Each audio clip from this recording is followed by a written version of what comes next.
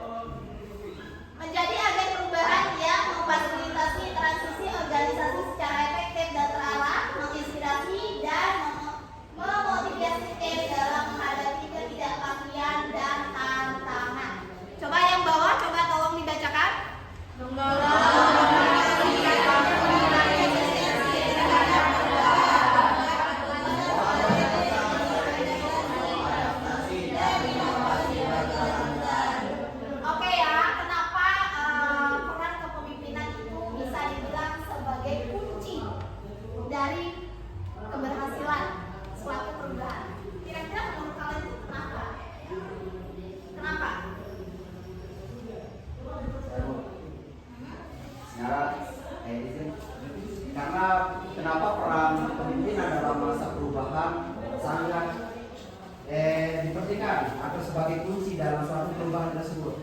Suatu kelompok maupun suatu individu itu membutuhkan yang namanya agen atau kalau secara bahasa sosialnya itu yaitu namanya nakoda atau seorang pemimpin pengendali. Nah, seorang nakoda ini sangat berpengaruh untuk sebuah kelompok, baik negara maupun bangsa di sana. Nah, itu fungsinya seorang pemimpin. Nah, sehingga ditunggangi oleh kepemimpinan itu sendiri yang dinakodai arahnya kemana dan kerjasama tim dan kelompok bagaimana untuk mencapai suatu tujuan yang ingin dicapai bersama. Itu aja. Oke ya, kenapa dia bisa dikatakan sebagai kunci ya, kunci dari keberhasilan ya. Dia yang mengarahkan, tapi dia harus tahu ya. Misalkan dia mengarahkan ke A atau ke B, dia harus tahu isi di A atau isi yang di B itu ya, nggak cuma nyuruh-nyuruh aja. Betul. Ya, jadi dia harus paham betul dulu ya apa yang harus dilakukan ya. Dia juga bisa dibilang sebagai faktor pendukung ya, karena kalau pemimpinnya nggak mendukung, gimana dia bisa berhasil ya. Misalkan staf atau dosen misalkan ya membutuhkan misalkan proyektor misalkan untuk mengajar ya. Dia itu misalkan dari awalnya yang nggak ada proyektor, misalkan dari jumlahnya 3 ya, kira-kira dosennya misalkan ada 70 misalkan ya, 70. Jadi dia harus bisa ya, harus bisa ya, dia harus bisa mengontrol berapa kira-kira yang dibutuhkan supaya nanti di dalam kelas itu ya dosen ya bisa mengajar secara aman ya, atau nyaman ya. Terus dalam penyampaian materinya juga mantap, karena kalau kita pakai proyektor kan kita bisa lihat tuh ya, jadi nggak kita cuma kayak ngepantengin HP atau apa ya. Oke ya, jadi faktor pendukungnya dia harus memberikan fasilitas atau alat yang dibutuhkan ya. Oke, lanjut. Masih kita di peran kepemimpinan ya, yang bisa dikatakan sebagai kunci suatu keberhasilan ya.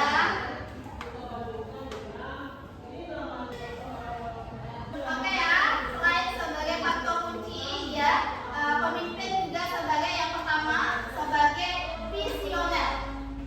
Kalian tahu visioner? Ya. Apa? Apa ini kami? Pemimpin menetapkan visi dan arah perubahan yang jelas. Contohnya misalkan ya, seorang rektor menetapkan visi ya, kampus menjadi perguruan tinggi misalkan yang berbasis digital dengan menerapkan sistem pembelajaran online dan administrasi elektronik ya. Terus yang kedua di sini ya, sebagai komunikator. Ada yang tahu komunikator? Tahu. Hah? Tahu. Penghubung komunikasi antara pemimpin dan karyawan atau Iya. yang lain. Pemimpin menyampaikan tujuan, manfaat ya, dan proses perubahan kepada seluruh anggota organisasi ya. Terus yang ketiga kira-kira apa? Sebagai motivator ya, motivator ya, memberikan semangat ya, memberikan semangat. Kalau pemimpin nggak bisa memberikan semangat,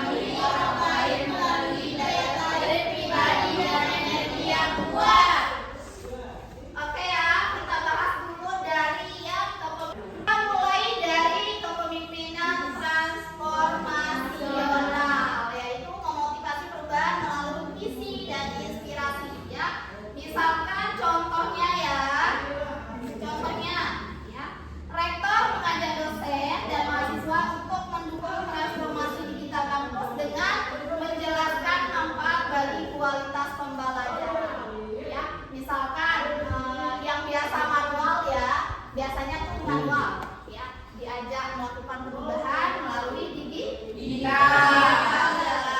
Misalkan dia yang nggak paham, misalkan caranya Zoom, misalkan seperti itu ya.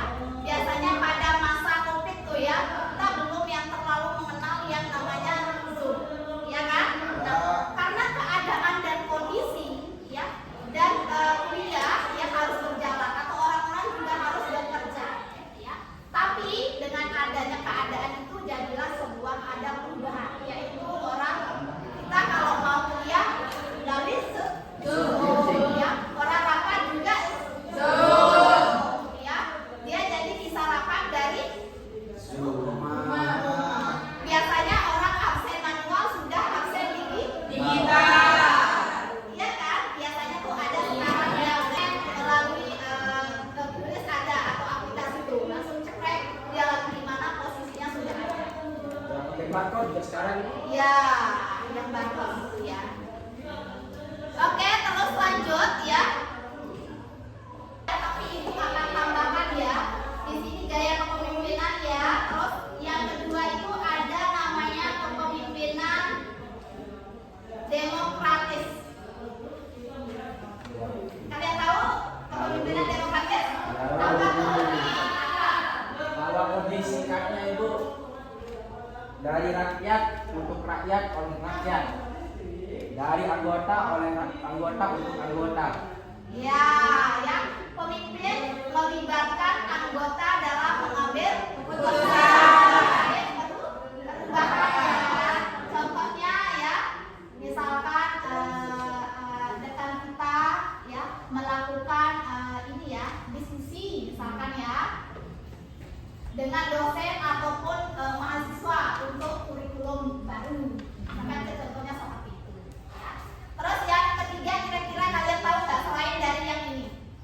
Yang ketiga. Dari kepemimpinan. Iya. Dari Otoriter.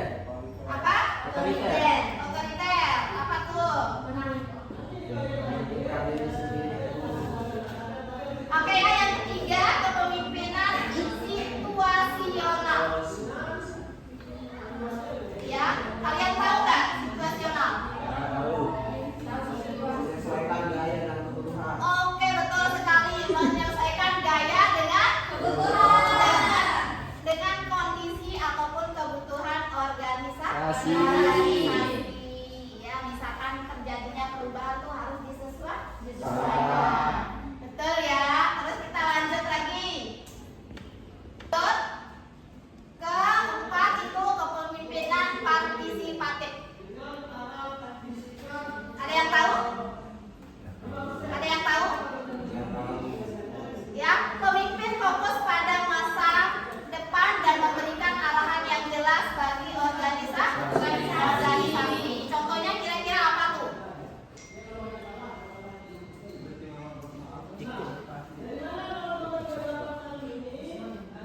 Contohnya misalkan rektor kita itu menyusun rencana yang strategis untuk 5 tahun ke depan seperti ini atau seperti apa ya. Misalkan dia mau berbasis Google atau apa. Paham nggak? Paham ya? Oke, yang terakhir itu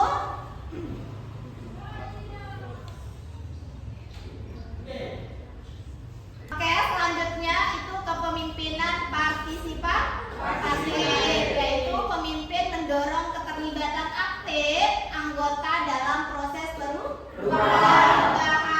Contohnya misalkan ketua program studi membentuk tim yang terdiri dari dosen dan mahasiswa.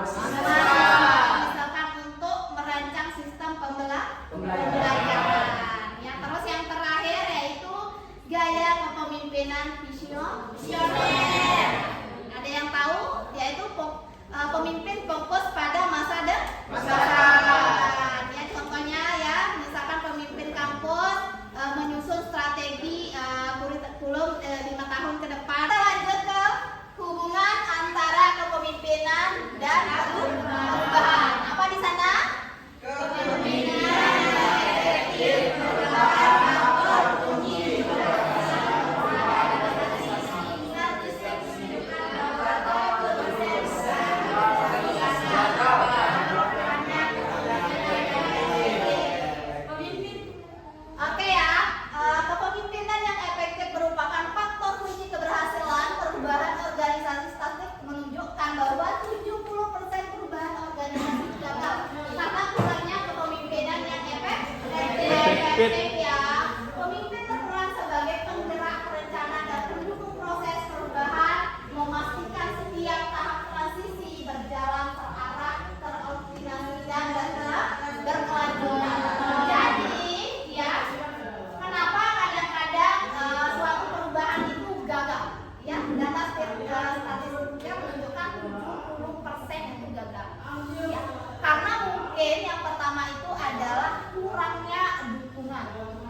dari pimpinannya atau belum siap dengan perubahan. Dia yang siap, finansialnya belum siap. Jadi kalau mau semuanya berhasil, dia harus siap dalam semua aspek ya, maupun dari orang yang mau dirubah atau mungkin bawahan-bawahan, terus alat yang digunakan untuk melakukan perubahan. Pokoknya intinya semua yang ada di dalam ruang lingkup. Ya, paham? Kan di sini sudah jelas ya, pemimpin berperan sebagai penggerak, perencana, dan pendukung proses perubahan. Ya, jadi dia harus benar-benar memastikan ya, perubahan itu berjalan sesuai dengan rencana atau tidak. Ya, terus kita lihat lagi ya, dia juga harus mendukung ya, nggak bisa.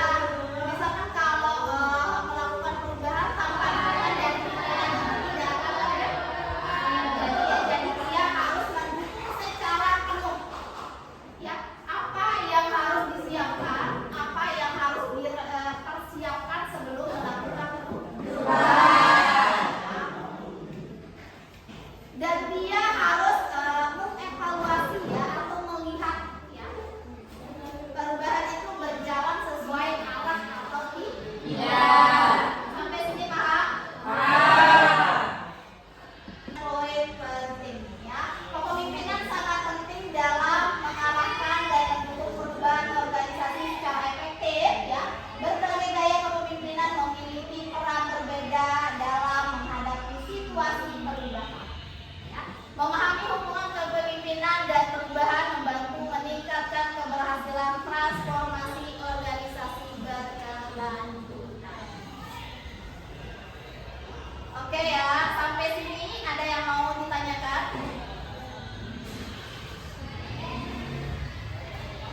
Sampai sini ada yang mau ditanyakan? Ada. Apa tuh? Izin Bu. Yes. Mana yang lebih penting dalam keberhasilan perubahan, pemimpin atau anggotanya? Kira-kira kalau menurut kalian itu mana yang lebih penting? Ah?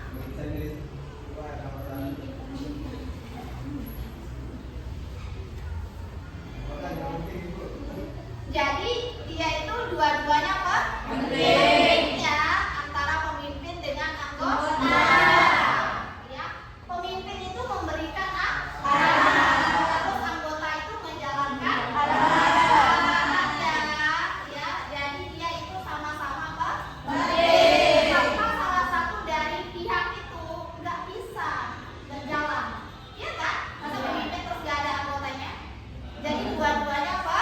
Penting ya, dua-duanya apa? Penting ya. Sampai sini ya. Berarti kalian sudah paham ya dengan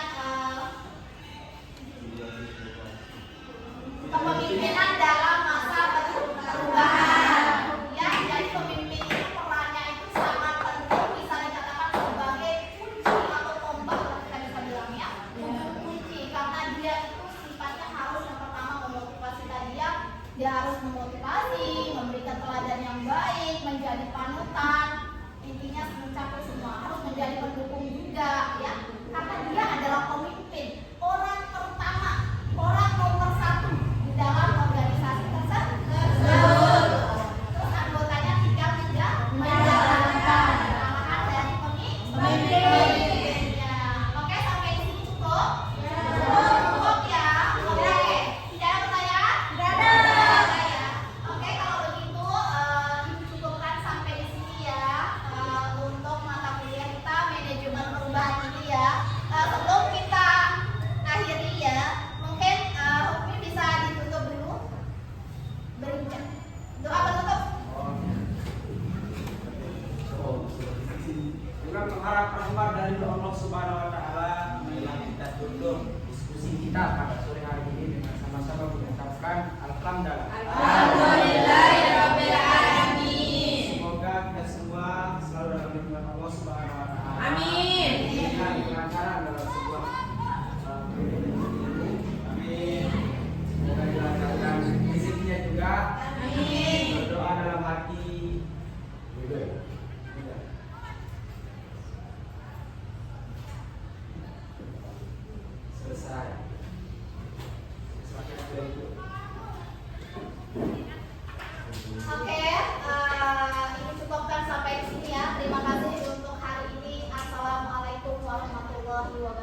Wah.